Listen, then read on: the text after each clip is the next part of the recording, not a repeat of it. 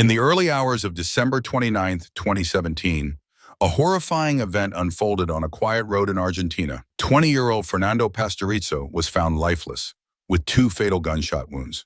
Initially, the police suspected a robbery, but all of Fernando's belongings remained untouched. As the investigation progressed, a chilling truth emerged. The perpetrator was none other than his longtime girlfriend, Nahir Galarza.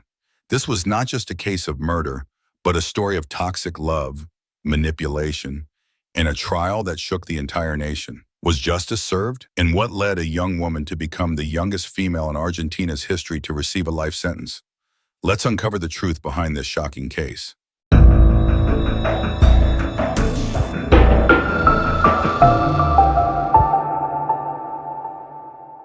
Fernando Pastorizzo was born in '97 in Entre Rios, Argentina. He was the son of Gustavo Pastorizzo and Silvia Mantis, a family that, despite being separated due to divorce, maintained a strong and amicable relationship to provide stability for Fernando and his sister, Carla. Fernando was known as a friendly, outgoing young man who brought warmth to everyone around him. With his open and humorous personality, he easily formed meaningful friendships and was deeply loved by his friends and family. His devotion to his family and his strong sense of responsibility made him a model of kindness and loyalty. In stark contrast, Nahir Galarza, born in 1998, was the daughter of Marcelo Galarza, a senior police officer, and Yamina Crow, a former police officer. Unlike Fernando, Nahir grew up in an environment of excessive indulgence. Her mother often turned a blind eye to her misbehavior, and in some cases even encouraged it. Her father, although stricter, was more idolized and respected as an authority figure. This permissive upbringing shaped Nahir into a self-centered and manipulative individual, willing to use others to get what she wanted. At school, she was admired for her beauty and popularity, but was also described by many as arrogant and prone to bullying those she considered beneath her. 2 individuals, raised in entirely different environments, Fernando with his kind and loving nature, and Nahir with her manipulative tendencies, would cross paths in a volatile relationship that ultimately led to a tragedy no one could have foreseen. Fernando Pastorizzo and Nahir Galarza began their relationship in their early teenage years. At first, the bond between them seemed like a typical youthful romance, but it quickly took a darker and more tumultuous turn.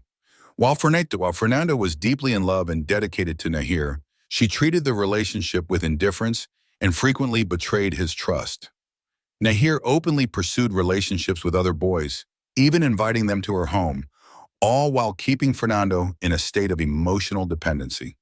Her unwillingness to commit and constant infidelities created a toxic dynamic, where Fernando struggled between his feelings for her and the emotional pain she inflicted. Despite her betrayals, Fernando, when inexperienced in relationships and blinded by his affection, continued to tolerate Nahir's actions. Over time, this tolerance began to wane as he grew increasingly aware of the unhealthy nature of their bond. Whenever Fernando voiced his dissatisfaction or hinted at ending the relationship, Nahir would resort to extreme measures to maintain control.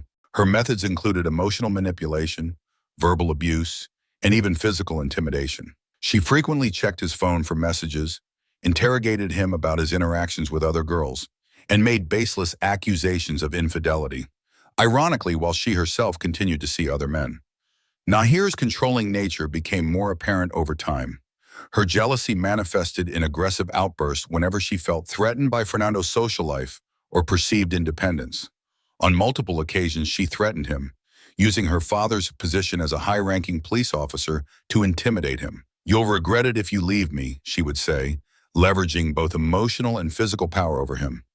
These incidents left Fernando feeling trapped and powerless, unable to break free from the cycle of manipulation. The situation escalated dramatically on Christmas night, December 25, 2017. While attending a nightclub, Fernando was shocked to find Nahir openly kissing another man, Rafael, one of her boyfriends.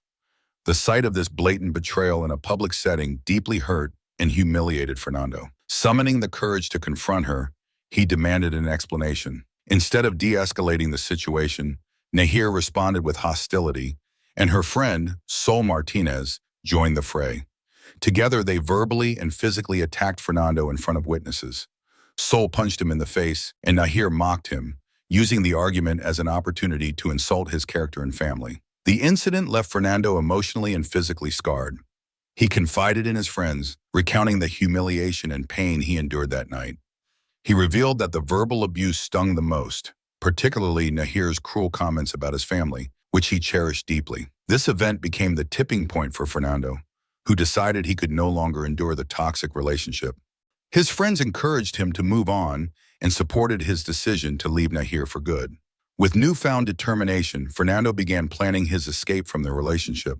He enrolled in a college in another city, looking forward to a fresh start away from the chaos and emotional distress caused by Nahir. Moving away offered him a chance to rebuild his life and free himself from her manipulative grip. Despite his plans, Fernando remained cautious in his interactions with Nahir, fearing her unpredictable and controlling behavior. Unfortunately, Fernando's decision to leave would prove to be the catalyst for the tragedy that followed. For Nahir, the idea of losing control over Fernando was unacceptable. Her jealousy and sense of entitlement escalated, and she began devising ways to keep him tethered to her. As Fernando prepared to move forward with his life, Nahir's inability to let go would lead to a devastating and irreversible outcome. The night of December 28, 2017, seemed like a chance for closure. Fernando Pastorizzo, weary from months of emotional turmoil in his relationship with Nahir Galarza, agreed to see her one last time. Nahir had pleaded for the meeting, telling him she wanted to spend the night together before they parted ways for good. Reluctantly, and perhaps hoping to end things on a peaceful note, Fernando arrived at her house, unaware of what the night would truly hold. Inside the Galarza home, everything appeared normal. The pair spent a few hours together, and according to some accounts, they shared intimate moments, perhaps as a final attempt to reconcile. But beneath Nahir's calm demeanor lay something darker. Unknown to Fernando, she had already decided that if she couldn't control him, no one else would. As the clock approached 5 o'clock a.m. on December 29th, Fernando prepared to leave. He was ready to move on, to start fresh in a new city, and to finally escape the toxic grip of Nahir's manipulative behavior. Just as he was about to go, Nahir stopped him. She asked him for one last favor, a ride to her grandmother's house. For Fernando, it was a small request, one he wouldn't think to refuse. Fernando started his motorcycle, and the two set off through the quiet streets of Gualeguaychú. The city slept, and the air was still, but tension lingered. In her pocket, Nahir carried her father's 9mm service pistol, the weight of the weapon a stark contrast to her calm exterior.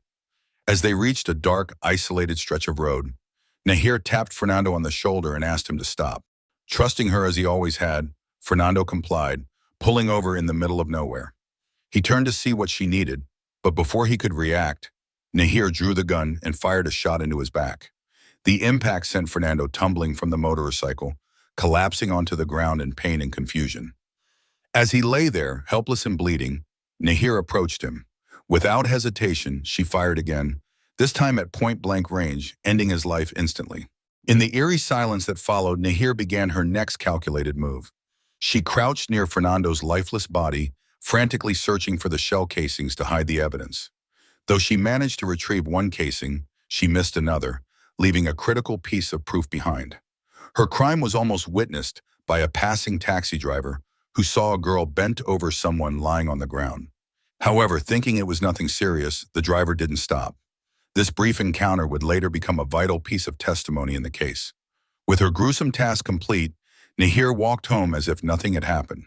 Security cameras captured her strolling through the streets at 5:22 a.m., her demeanor calm and collected. When she arrived home, she carefully returned the pistol to its place, took a shower, and went to bed, leaving no immediate sign of the horror she had unleashed. In the early hours of December 29, 2017, the quiet streets of Gualeguaychú were disturbed by a chilling discovery. Fernando Pastorizzo's lifeless body was found lying on a remote road next to his motorcycle. When police arrived at the scene, they expected the crime to be a robbery gone wrong, an all too common occurrence in isolated areas. But something about the scene felt off. Fernando's motorcycle remained upright and undamaged, and his belongings, including his wallet, phone, and money, were untouched. There were no signs of a struggle, no evidence of theft, and no obvious reason why someone would leave without taking anything. Investigators quickly concluded this was no random act of violence. Whoever had killed Fernando had a personal motive, and the crime was intentional. As police began their work, word of Fernando's death spread quickly through the small town. His friends and family were in shock, and people began sharing stories about his recent struggles. Central to these stories was one name that came up repeatedly: Nahir Galarza. Nahir was not just Fernando's ex-girlfriend. She had been an inescapable presence in his life for years. Their relationship was well known in Gualeguaychú, as were the frequent fights and dramatic reconciliations. To those who knew Fernando, it was no secret that their bond had become deeply toxic. Police now had a direction for their investigation. When investigators brought Nahir in for questioning, her behavior was far from what they expected. On social media, she had posted a heartfelt tribute to Fernando, calling him the love of her life and lamenting his loss. She painted herself as a grieving girlfriend, crushed by his sudden death. But in the interrogation room, Nahir was calm, too calm. She answered questions with an unsettling detachment, speaking about Fernando's murder, as though it were a minor inconvenience. Detectives noted her lack of visible emotion. There were no tears, no tremors in her voice, no signs of remorse or grief. When asked about her relationship with Fernando, Nahir described it as casual and downplayed its significance. She claimed they were merely acquaintances who occasionally spent time together, a blatant contradiction to the evidence of their long-term relationship. This initial lie set off alarm bells for investigators. As they pressed her further, Nahir began to suggest that someone else might be responsible for Fernando's death. She implied that it could have been a member of his family or even one of his closest friends. These attempts to shift blame, combined with her flat demeanor, raised serious suspicions. When evidence began to mount against her, Nahir's story started to change. Initially, she denied being involved in the murder at all, claiming she had no idea what had happened to Fernando. However, as investigators pieced together the events of the night, it became clear that Nahir was hiding something. Under mounting pressure, Nahir eventually admitted to the shooting, but insisted it was an act of self-defense. She told investigators that on the night of the murder, Fernando had become violent during an argument. She claimed he had taken her father's gun and forced her to go with him on his motorcycle. According to her, they fell during a struggle, and the gun went off accidentally, striking Fernando in the back. She then claimed that, in a panic, she fired a second shot, unintentionally killing him. But this version of events didn't hold up under scrutiny. The physical evidence told a different story. The gunshot wounds showed precise aiming, not accidental discharge. The trajectory of the bullets and the position of Fernando's body suggested he was shot deliberately while defenseless. Investigators also noted that Nahir had made no attempt to seek help after the shooting. Instead, she focused on covering her tracks, collecting shell casings, and returning the gun to its place before calmly walking home. Witness accounts and forensic evidence further unraveled Nahir's claims. A taxi driver who passed by the scene on the night of the murder reported seeing a young woman crouched near a man lying on the ground. At the time, he didn't think much of it and assumed it was a minor incident. This testimony placed Nahir at the crime scene. Additionally, security cameras captured her walking home at 5:22 a.m., calm and composed, with no signs of fear or distress. Investigators also recovered a shell casing she had failed to collect, providing crucial evidence linking her to the crime. Friends of Fernando came forward to describe the abuse he had endured during his relationship with Nahir.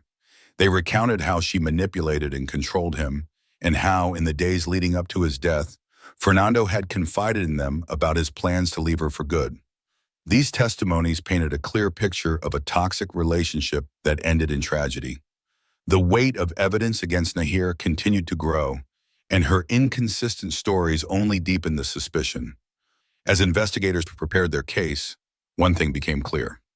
Fernando's death was no accident, and Nahir's carefully constructed facade was beginning to crumble. As the evidence against Nahir Galarza mounted, her parents acted swiftly to protect their daughter. Marcelo Galarza, a senior police officer, used his influence to hire one of Argentina's top criminal defense lawyers. The defense quickly built their strategy, claiming that Nahir was not a cold-blooded killer, but a victim of domestic abuse who acted in self-defense. Marcelo publicly stated that Fernando had mistreated his daughter for years, leaving her with visible injuries that she had always excused as accidents. The defense even presented photographs of Nahir's hockey-related bruises, alleging they were signs of Fernando's violence. In court, Nahir took the stand to tell her story. She described Fernando as a controlling and violent partner, painting herself as a girl trapped in a toxic and abusive relationship. She claimed that on the night of the murder, Fernando had forced her onto his motorcycle and attacked her, leaving her no choice but to act in self-defense. Her testimony, emotional and seemingly heartfelt, was meant to sway both the court and public opinion. But cracks began to appear in her narrative. Fernando's friends testified about the pain and humiliation he had endured at Nahir's hands. They described her as manipulative and controlling, recounting how she monitored his phone, isolated him from his friends, and physically attacked him when she was jealous. They revealed Fernando had planned to leave her for good, confiding in them his fears about how she might react. A turning point came when Gabriel Cartagena, the psychologist hired by Nahir's defense, testified. Expected to support Nahir's claims of abuse, Cartagena instead described her as manipulative, narcissistic, and spoiled. He dismissed the notion that Fernando had been violent, asserting instead that Nahir had exerted psychological control over him. This stunning testimony from her own defense team's expert dealt a serious blow to her case. As the trial progressed, public opinion became sharply divided. Feminist groups and activists rallied behind Nahir, seeing her as a victim of gender-based violence and calling for her release. Protests filled the streets, and social media buzzed with hashtags demanding justice for Nahir.